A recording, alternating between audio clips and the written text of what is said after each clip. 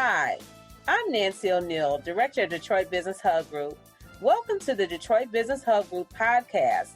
Listen to business professionals share their expertise to help you start and accelerate your business. Invest in your business now.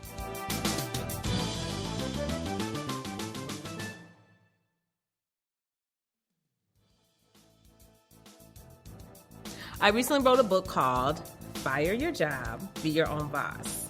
And from the book, I realized that a lot of business owners, especially new business owners, they need help. They don't necessarily know all the ins and outs of business because it's new to them and they're on a learning curve. Because as a business owner, you're not just selling your product or concept, you're also running the business. So you're in charge of human resources, people calling, customer complaints. You're in charge of product quality. You're in charge of people management, hiring staff, payroll. So these are all parts of owning your own business. It's not just the product or service that you're offering. You can either choose to hire people to do those things, but most of the time with new business owners, they do it themselves. The Hub Group comes in to help because we are a group of business professionals. We own our own businesses, and we can help you put those pieces together. So the benefit of the Hub Group is that you have access to 8 to 9 different professionals who on your own, if you were to go to them, more than likely you could not afford them. We're offering you these products at a discounted rate in order to help you grow your business. Working on your business, unlike working in your business, working on your business is planning time. Taking the opportunity to realize you need just as much time to plan the access to your business as you do working in the business. In other words, how are you going to get customers to come to your business? That's working on your business. Working in your business is servicing those customers. We have about 8 group members, and everyone has a specialty that they do as a business owner to help new business owners get off the ground. Frequently, the difference between a new business succeeding and failing is the expertise they're able to bring to the problems that confront every business. The Hub Group brings you into contact with people who are not only capable of doing the work, but have the experience in the fields that you're working in and are actually interested in helping startups. It's very different working with a startup than it is working with a more mature company. For Dimensions Consulting Group is an HR firm. What I learned being in a nonprofit is that a lot of small business owners don't have HR departments and they don't have the resources to bring on an HR professional.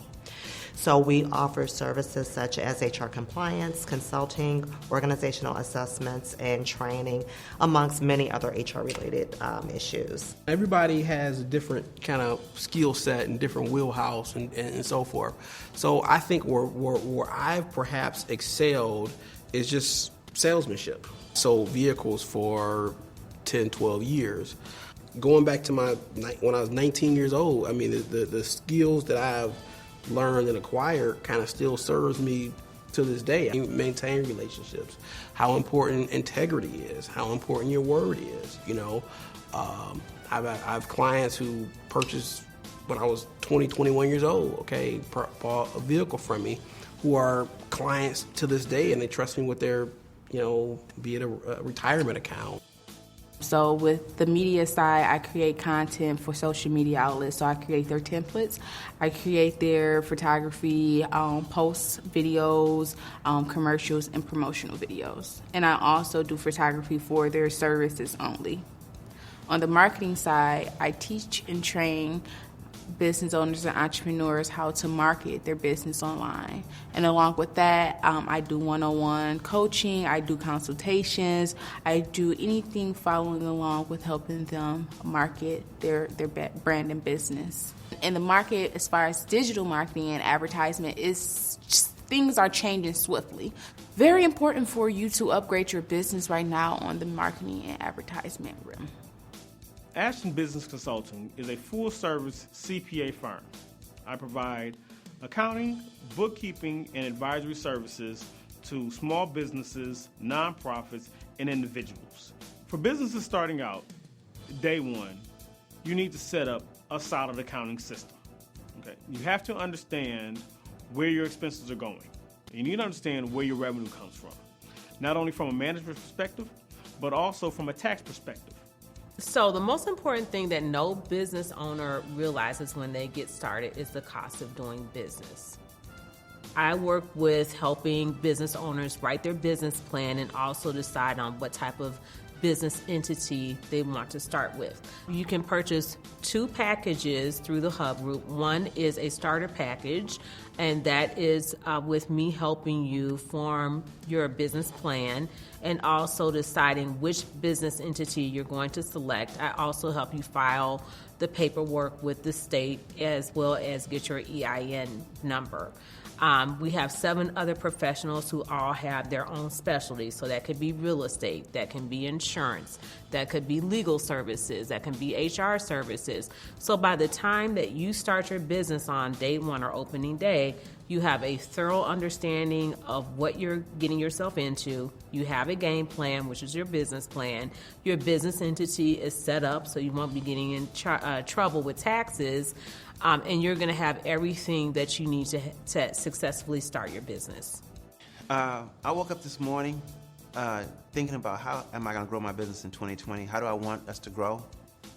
I got up at 5 a.m., left the bedroom, went and sat at the kitchen table, and started writing ideas down. I've done this for the last 20 years. Whenever it hits me, I plan. So that's that part of planning, to work on your business instead of in your business. I got up, went to the table, and I put down what did I make in 2019, what did I make in 2018, 2017, because what that tells me is a trend as to what the possibilities are. So I set what I call my realistic goal, and then I have what we call our stretch goal. So I set a stretch goal in there. So my stretch goal, if I hit that, I'm gonna be super, super happy. But if I hit my minimum goals, I will take care of my 10 employees, they will go on vacations, we will all do well. So minimum is still gonna allow me to live a great life. But the stretch is a game changer. If you're ready to jumpstart your business in 2020, hire the Detroit Business Hub Group and go to my website at nancyo'neal.com.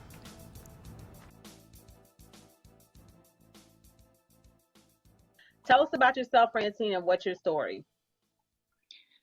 Okay. Well, let's see. I have 20 plus years in healthcare, left healthcare in 2009. After I graduated 20 something years later with my bachelor's degree in broadcast journalism. Then once I left corporate America, I went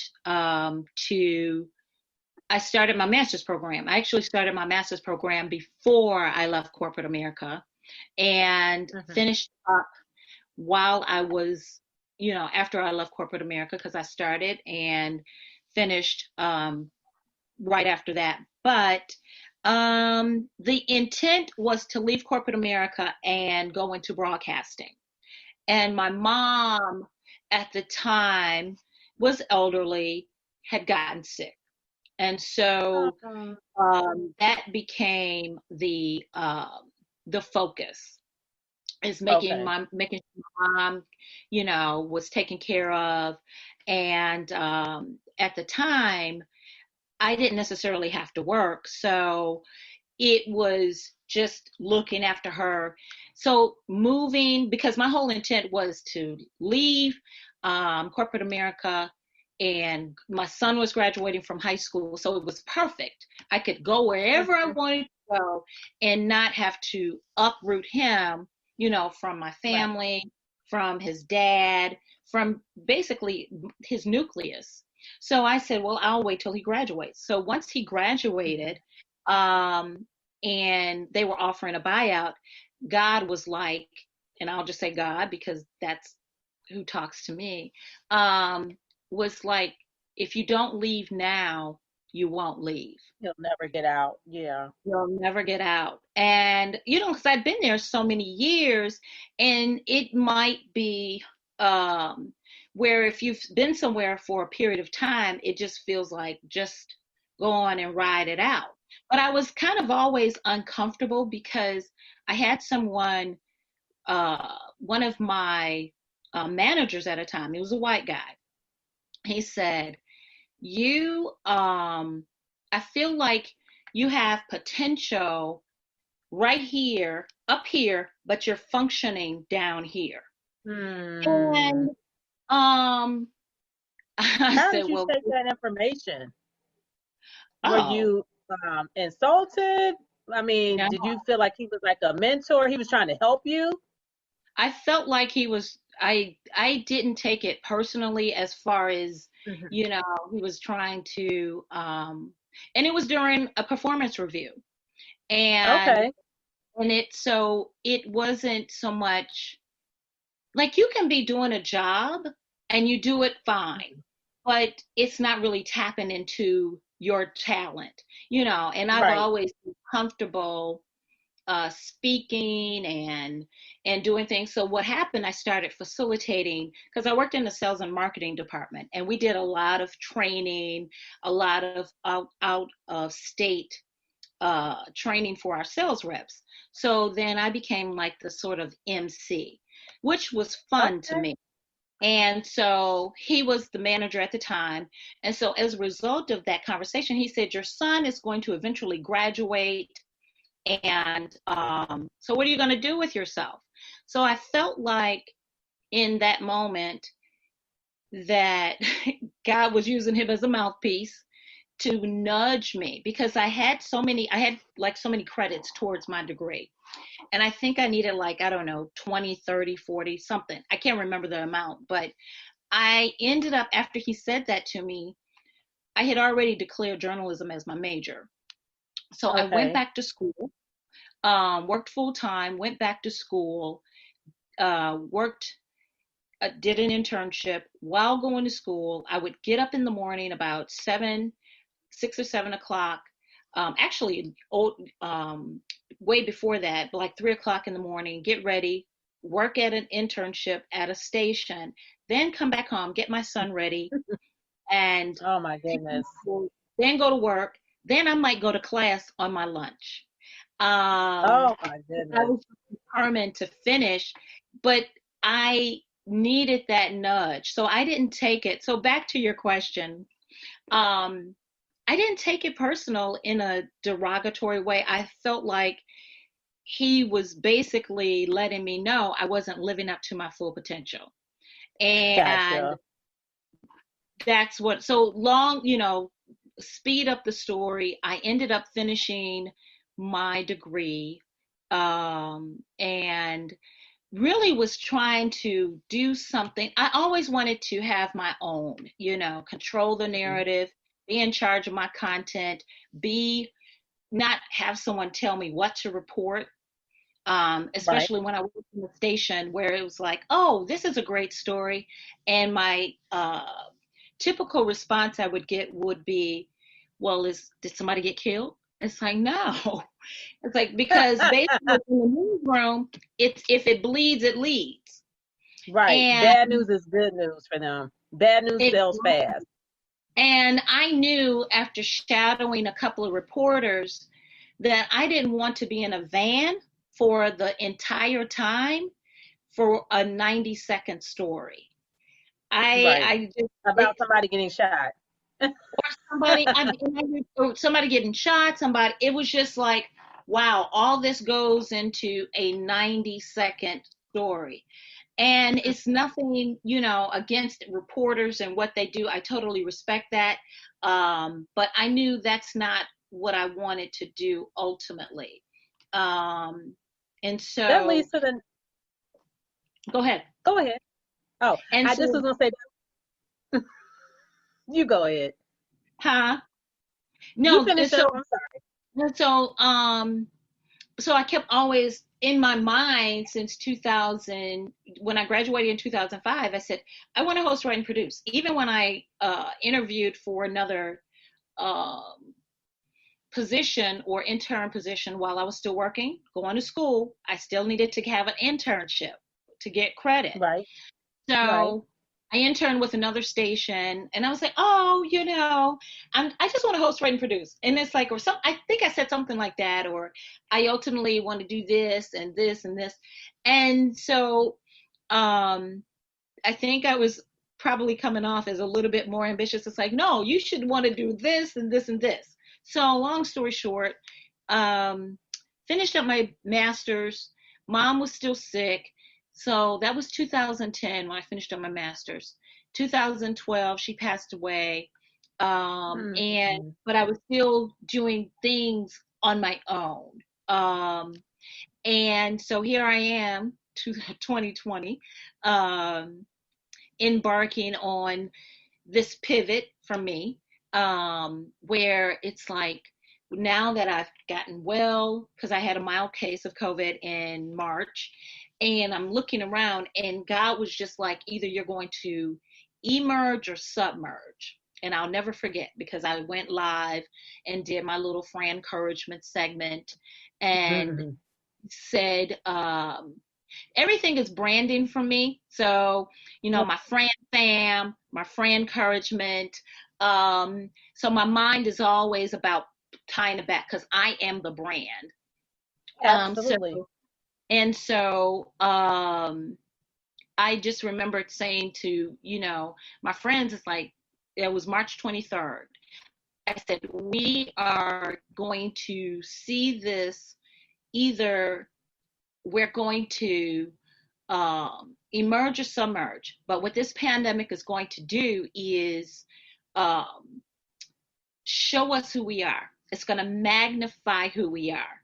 And you need to be willing to see what that is and look at that and face it, and some of it might be good and some of it might be ugly, but just like you're looking around your home, if you're stuck at home, you might look and say, man, I don't like that paint that's been in your house, that paint color that has been on your wall for 12 years, but now all of a sudden you are in that room for 90 days.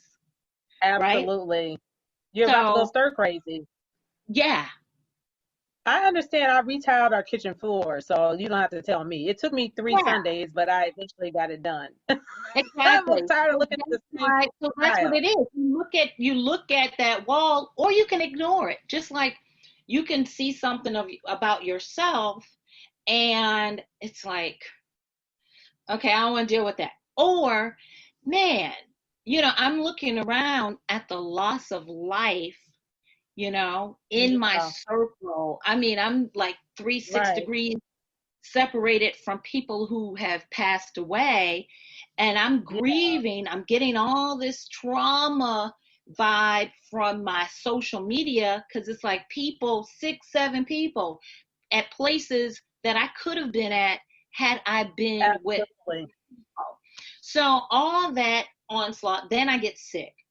Then I emerge from that, emerge or submerge. I emerge from that because it's like, okay, my anxiety is causing me to sink, into this like corn vat where it's like, wait a minute, God.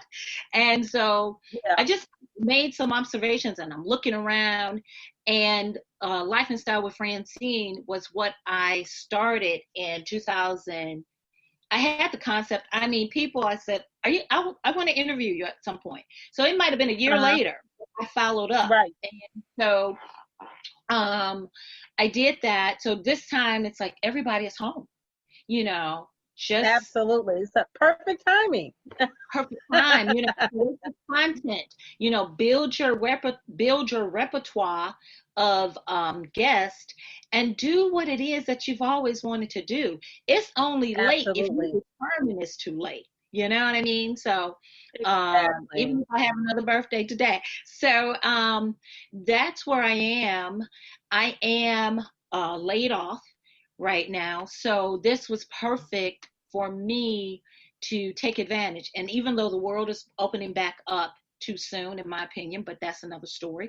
Even though the world is opening back up for a number of reasons and necessities, it doesn't mean that I will run out of people to interview, because I mean, you can be writing your phone. I interviewed my son today and he was on the porch, I heard the birds, but so that's and everybody has a story. And that's my motto, because I was telling my girlfriend, it's not just about interviewing celebrities and whatnot, my mom taught me that everybody has an invisible sign that says, make me feel important on the top, Right. on the top of their head, on their forehead. And so that's what I Right. strive to do. And that's what I like to do, even with my guests, make them feel important because their story is important. They're valid. Isn't that what Absolutely. we're looking for right now? Isn't that the essential message of Black Lives Matter? Although I can't stand the fact that we have to make people hear us, acknowledge our humanity, but that's what I do. And so that's one aspect. So I have the bachelor's in broadcast and a master's in communications. Yeah, we have a very similar background.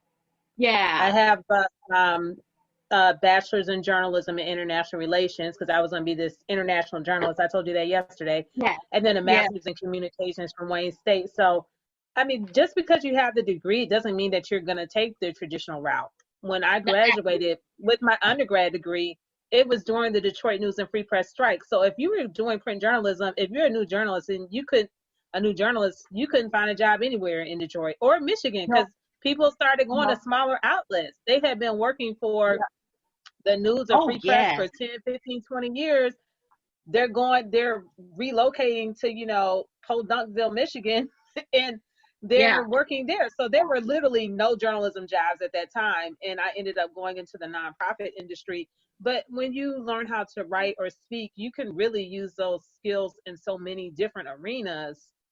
Right. So I feel like, we're all on a journey. And like you said, continuing that walk with God, he will direct your paths to get you to the place that he wants you to be. So some of us are taking this journey a little bit, it takes us a little bit longer than others, but eventually we will get there. Yeah. And well, the who knows how pandemic, many people you impacted along the way. Yeah, the pandemic was a perfect opportunity for me to look at my wall and say, I don't like that paint and change it. Right. Exactly. If we could put that analogy, like I like the house, right. but I don't like that paint. So let's change it. And maybe it was a plan you had to change that paint, but now you have the time. So that's where I am, where it's like, while I have, the communicate, and I remember one of my instructors said, if you can write, you can pretty much write your ticket.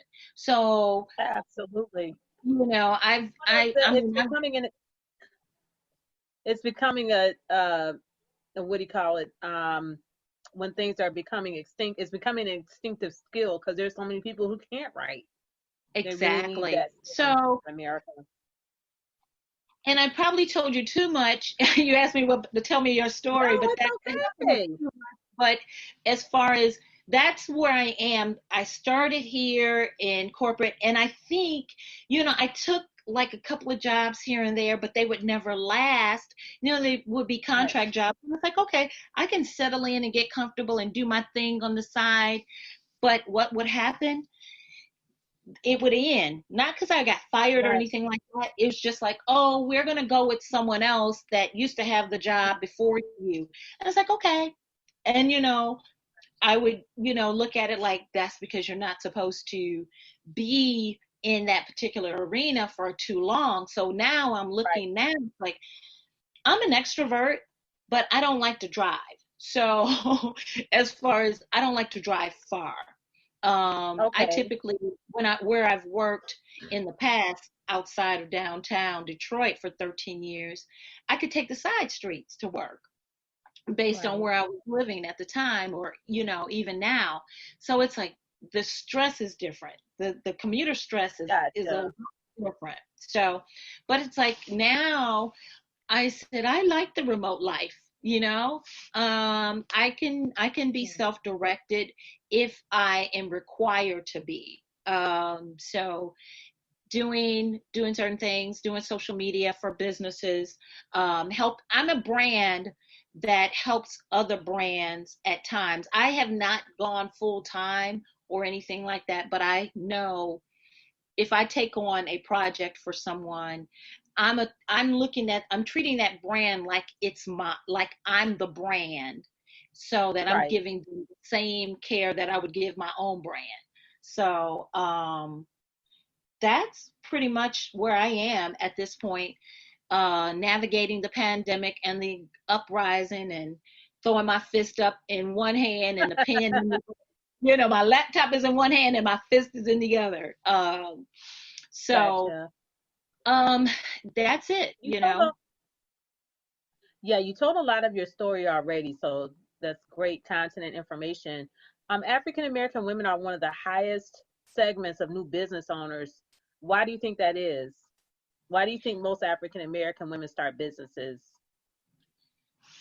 Because corporate America does not recognize the talent in African American women. I looked around where I was currently, and I knew that, am I light? Hello? Okay. I looked around where I was, and I even was going to pitch a show to the company. It's always been strategic, but I knew, and I was going to center it around health. I had the pitch and everything and all the angles, because I think I'm a journalist. So I always tie everything back to the relevancy of time, what's going on, so it's current, and keep it updated. Or you can treat it as an evergreen project or topic. And it's certainly something that we need, because, you look at the medical disparities among African Americans, even now, as we are navigating COVID-19. But right. I think Black women, African American women, are seen as a threat. Absolutely. Francyne, thank you for joining us. We appreciate your feedback.